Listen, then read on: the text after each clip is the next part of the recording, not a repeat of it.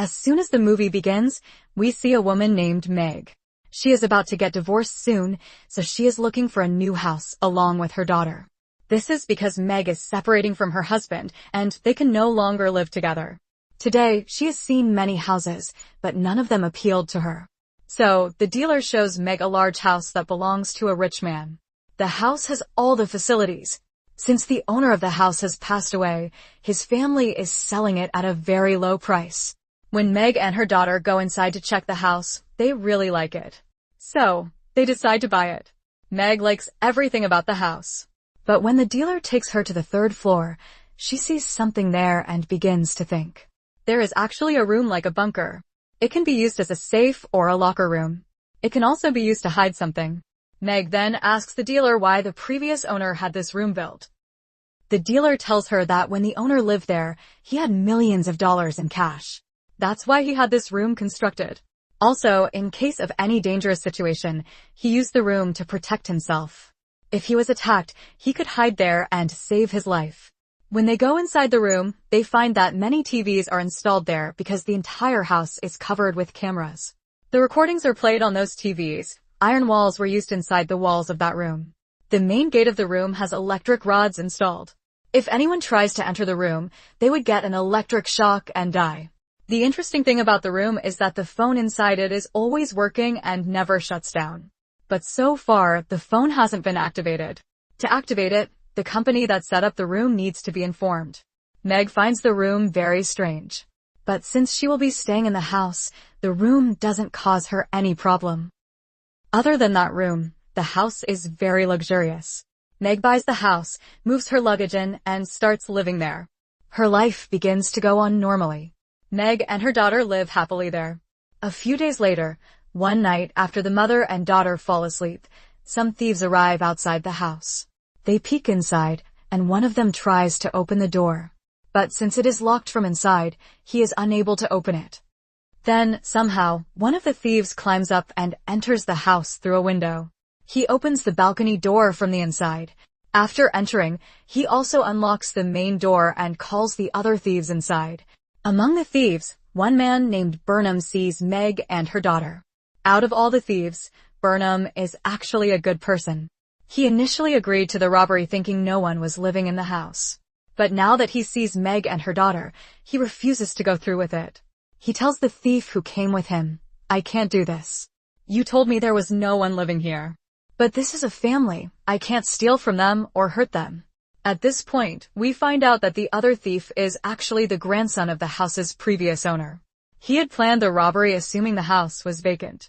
But now that Meg and her daughter are inside, he realizes things are more complicated.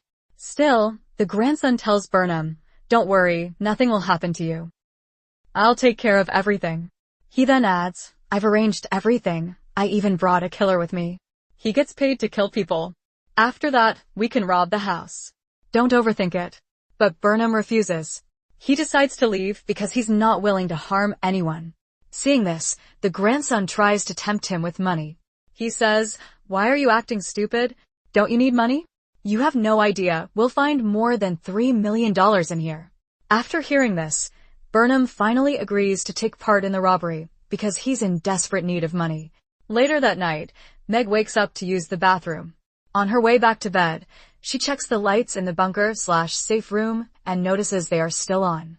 After a while, she wakes up again and realizes she never turned the lights off.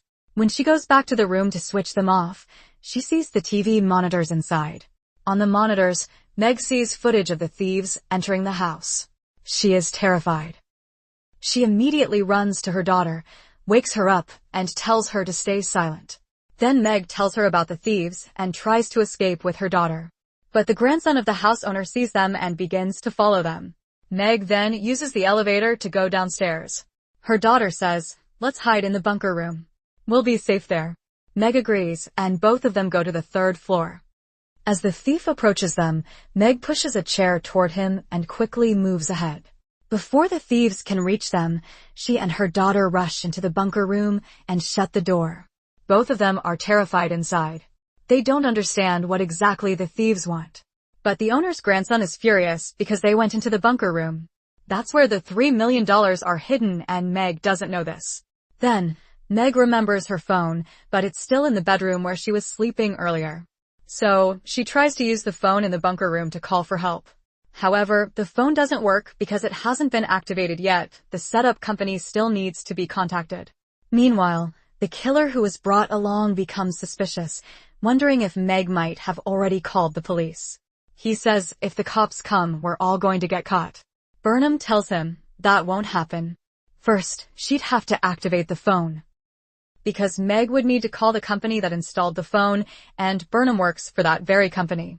He knows everything about the house and its systems. Later, Meg finds a button inside the bunker room. When she presses it, her voice can be heard throughout the house through the intercom system. She announces to the thieves, "I've called the police. They'll be here very soon." But the grandson of the house owner writes on a piece of paper and shows it to the camera. "You can't do that. The phone doesn't work." Seeing that, Meg is shocked and wonders how he knows that the phone isn't working. Then she speaks through the speaker again. "Take whatever you want and leave. Just go away quickly." But the grandson writes back and shows it to the camera. "What we want is inside that room." He also writes, "Come out. We promise we won't hurt you."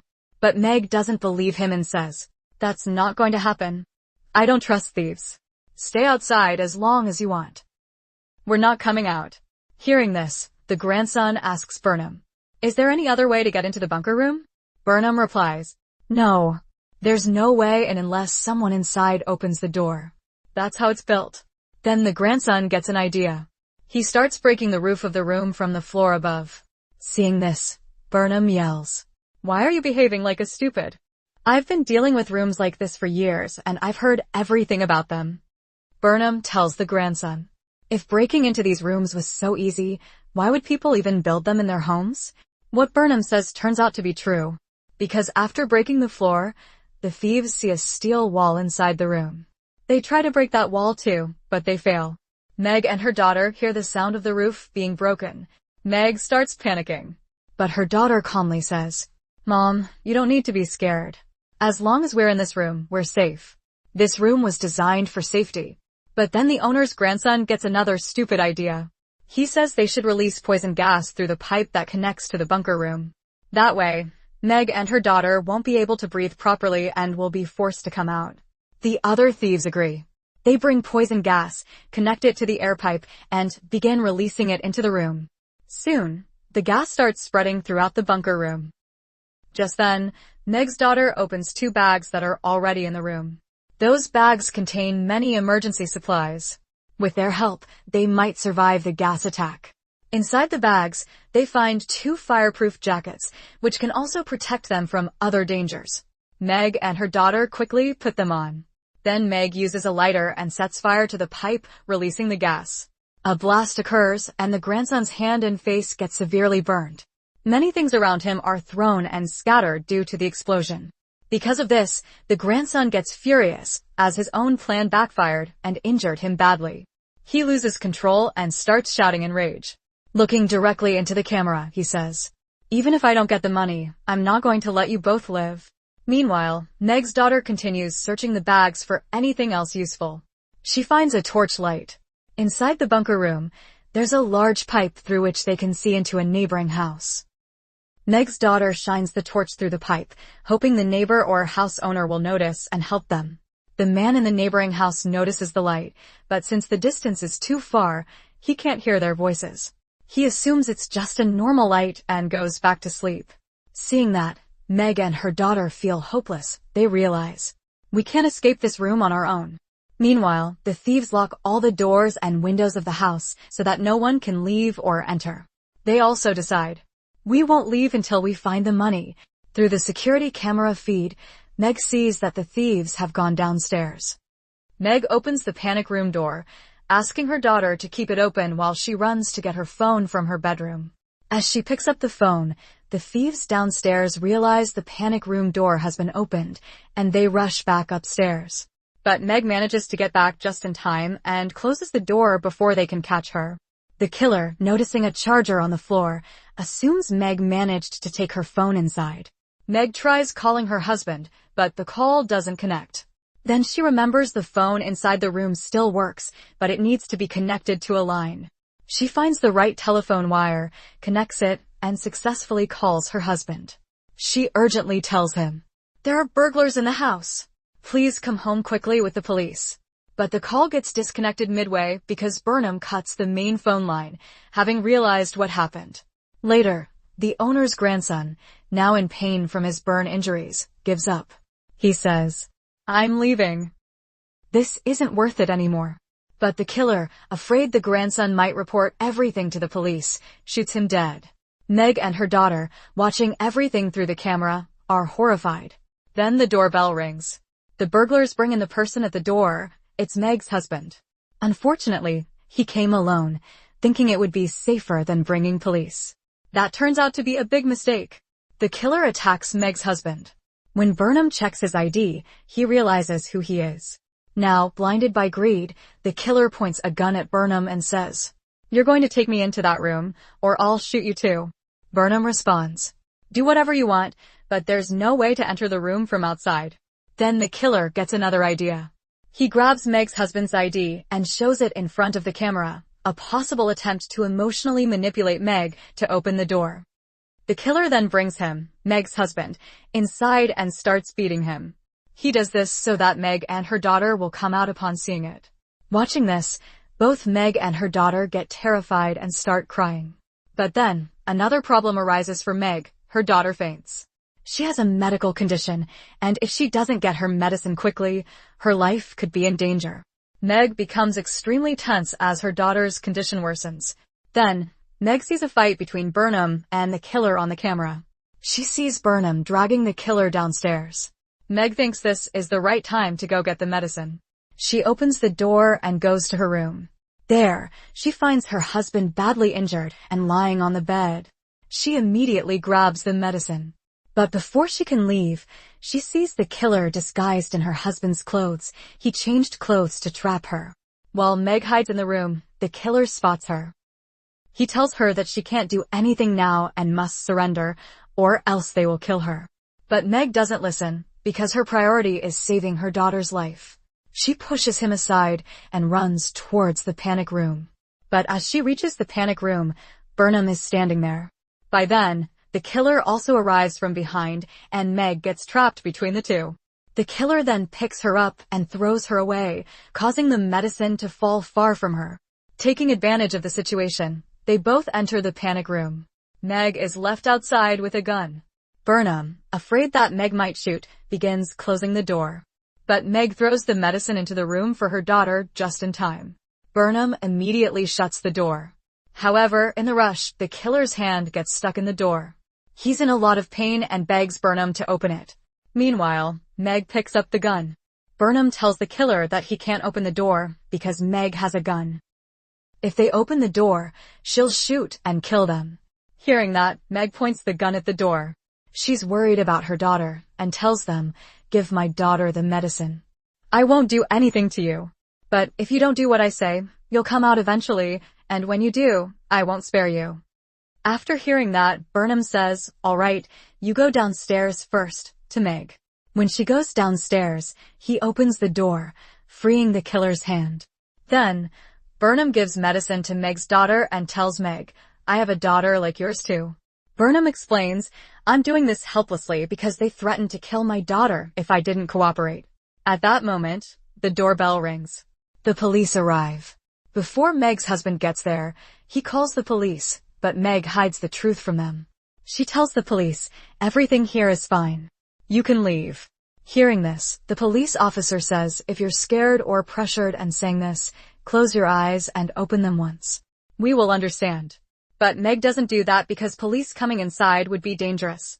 She wants to protect her daughter. Then the police leave. Burnham opens a box inside the panic room containing money documents. There, it is revealed there is over $22 million, more than $3 million. As they take the documents and leave, Meg's husband arrives in front of them with a gun in his hand. He points the gun at Burnham. The killer is holding Meg's daughter tied up. The daughter pleads to her father, "Dad, don't hurt them, or else they will kill me." But her father tells them, "Release my daughter. I will also let you go." At that moment, Meg hits the killer's head with a hammer. The killer falls down but is still alive. Seeing this chance, Burnham escapes from there. The killer gets up and comes back inside. Seeing the killer, Meg's husband shoots him. Burnham hears the bullet sounds and worries about Meg's daughter. He fears something might have happened to her during the shooting, so he returns inside. When he comes in, the killer is pointing a gun at Meg's daughter. As the killer is about to shoot her, Burnham shoots and kills the killer, saving her life. Then Burnham tells them, "I'm leaving from here now. There is no one left to trouble you." Since the doors are closed, he thinks about escaping by breaking through the wall. But at that moment, the police arrive and surround him. He drops the $22 million documents he was holding. The documents scatter in the air and fly everywhere. Burnham is a good person who wants to protect everyone and thinks about others. But the police arrest him. Although he is good, his greed for money made him turn bad. Greed can corrupt even a good person. After a few days, we see a scene where Meg and her daughter are talking comfortably. Now, they are searching for a new house, one without a panic room, locker room, or bunker room. Because from now on, they don't want to take any risks. This is how the movie ends. Thank you for watching our movie recap. If you enjoyed it, please consider subscribing for more great content. Your support means a lot to us. Have a wonderful day.